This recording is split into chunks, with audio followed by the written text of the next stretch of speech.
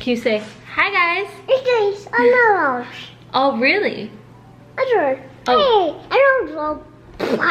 Oh, you're just getting right to it. Okay. Hey guys, welcome back to my channel. So today's video is all about tie-dyeing. Wow. So we showed in one of our vlogs a little bit ago how we were tie-dyeing for the whole family, and a lot of you guys wanted a whole dedicated video on it. So that is what today is. I made a few awesome pieces and sets, and Christian helped out and did some awesome decorating himself. It was so much fun. We loved it. Fun. Yeah, we love tie-dyeing things, and so I'm gonna show you like step by step how we go about it, give you some tips and tricks, and then show you the outcome of how everything turned out, including the sweatshirt I have on, the t-shirt. Chris, show them your shirt, Bubba. And then butter. Okay. Wow. All right, so without further ado, let's jump in. Okay, so the very first thing that I'm going to do is actually just throw everything right into the washer. When you tie-dye your clothes, you want the fabric to be as soaking wet as possible. And since I wanted to wash these items before I put them on my kids and on us anyways, I just went ahead and threw everything into the wash. That way I could take it out of the washer and have it already be really wet and ready to go to put the dye right on there.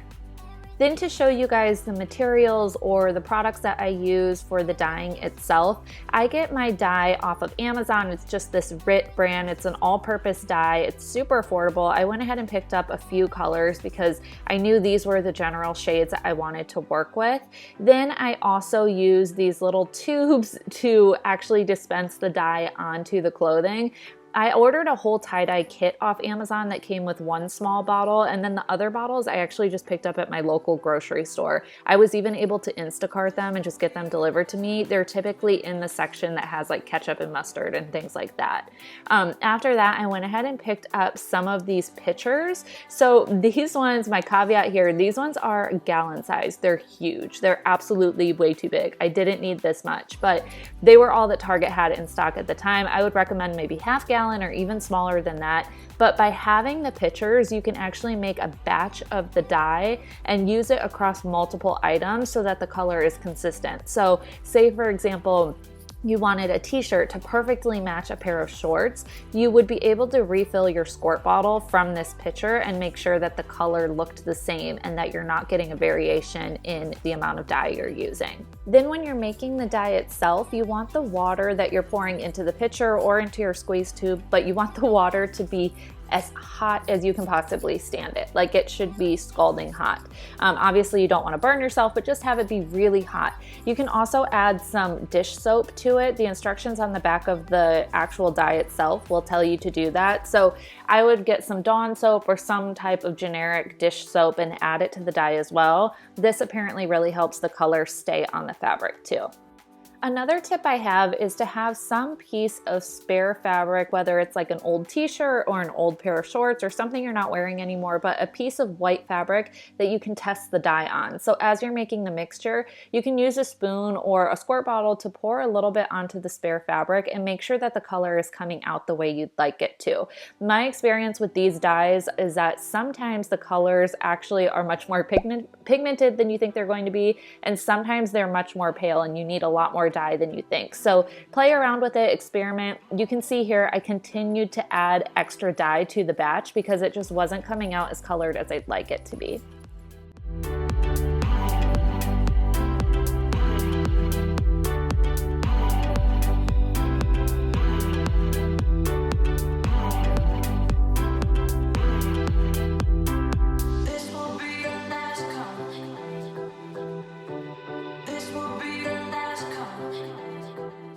You can see here how much I struggled trying to pour the dye from this huge pitcher into the tube. Like I said, it was ridiculously big and heavy. But after doing that, it's time to go ahead and get set up and get your whole station good to go. So what I like to do is actually lay out trash bags because those act as a base for dyeing the pieces to make sure that you're not getting dye all over the place, but also you're actually going to use them to tie up the pieces into when you're all done. So I lay out about half a trash bag or just cut small pieces depending on what the item is, and then we'll use that as sort of our workstation.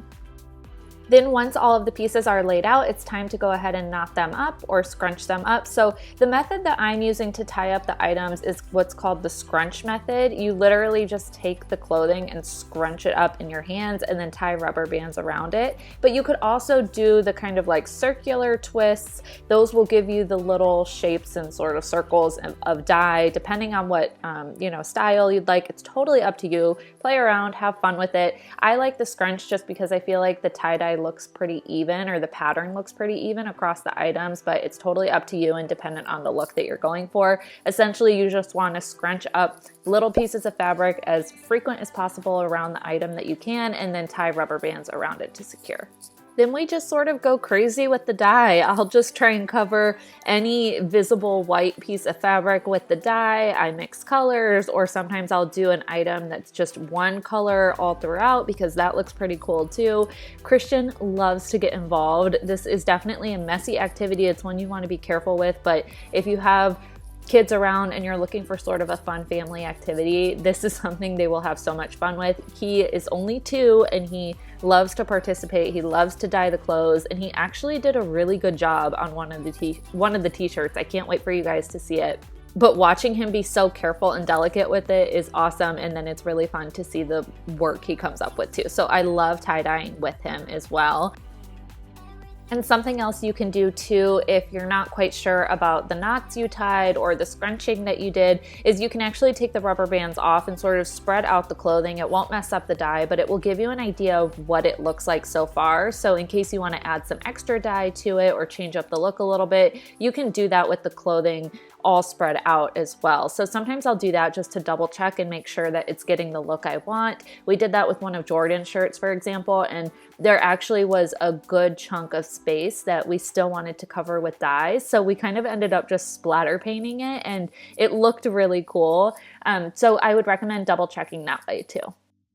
Then after we're completely done, we just go ahead and tie up all the items in those garbage bags I talked to you guys about. So since everything is already spread out, I just pull the corners up, tie it in a knot, and it kind of creates this little capsule to keep the item safe in. It's not going to spread dye all over the place, but I let it sit like that overnight. That way the dye can really just soak into all of the clothes, and I'm not touching it, and it's not making a mess, and it's keeping it just nice and separated, but allowing it to kind of set overnight too.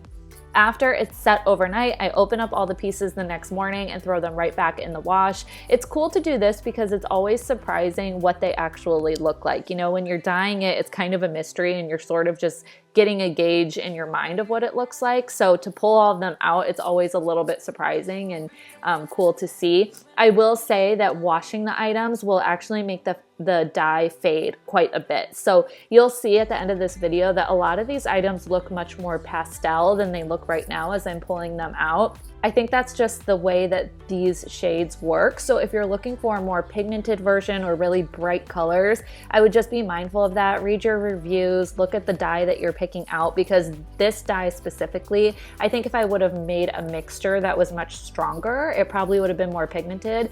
But because of the way I mixed it up, when I washed it out, the colors actually looked quite a bit faded, which is totally fine for me because I actually like that pastel look, but it's something to keep in mind depending on the look of tie-dye that you're going for.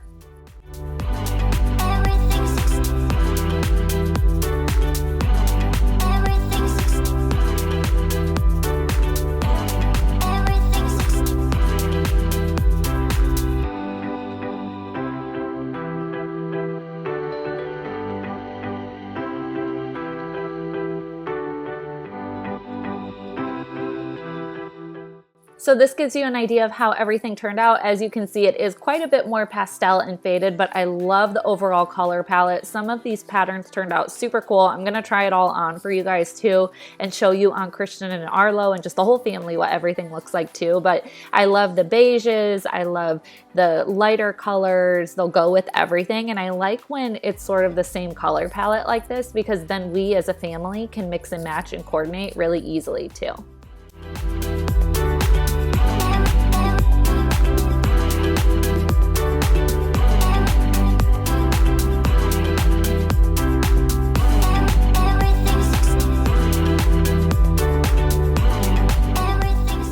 All right, so tell us about what you're wearing. We are wearing tie-dye by Christian. This is a Christian Zapo original. This is the one that Christian spent a lot of hard work on. It's funny, it actually looks it looks brighter in person. Maybe come stand over here. Maybe we need more light. What about this wall? Good job, Christian. Yeah, you can kind of see a little bit of it more. But this is actually brighter in person than you can see right now, but turned out so cute. And this little man did that one. And then Christian, do you want to tell us about your t-shirt?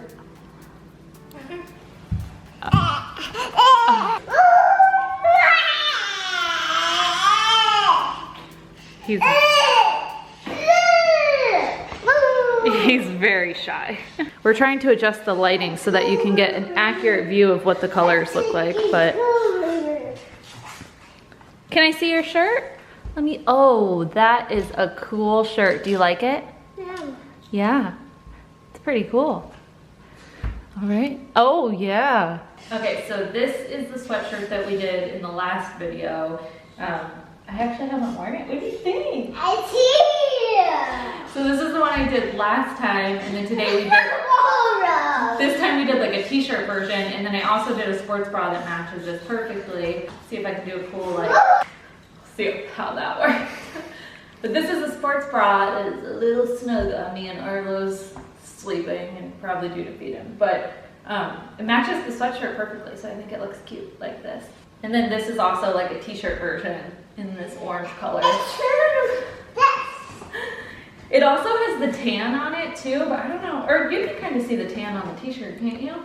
You can't see it on camera very good, no. But the tan showed up on the t-shirt, but not on the sweatshirt, because I think we did it a little more pigmented this time around. You can see it's like a marble tie-dye. It's hard to see how like dramatic it is, okay. But you can see it. So yeah, this one is like the purple and tan mix. It actually turned out really good. And these shorts were more of like a cream color, and the bra was more of a white color. It probably should have sized up in the bra, but I think they turned out better than I expected too. Yeah, because now they're the same color. Now they're the same color, so I like the way this set looks a lot. I was happy with the outcome. Here's Arlo in his tie-dye. Looking so cute in your all manly tan. But then these are a couple of the other onesies that we made him. So this actually matches some of the t-shirts that we have for Christian and Jordan like perfectly. These are mainly tan and blue, but I love the way the all tan turned out for Arlo too.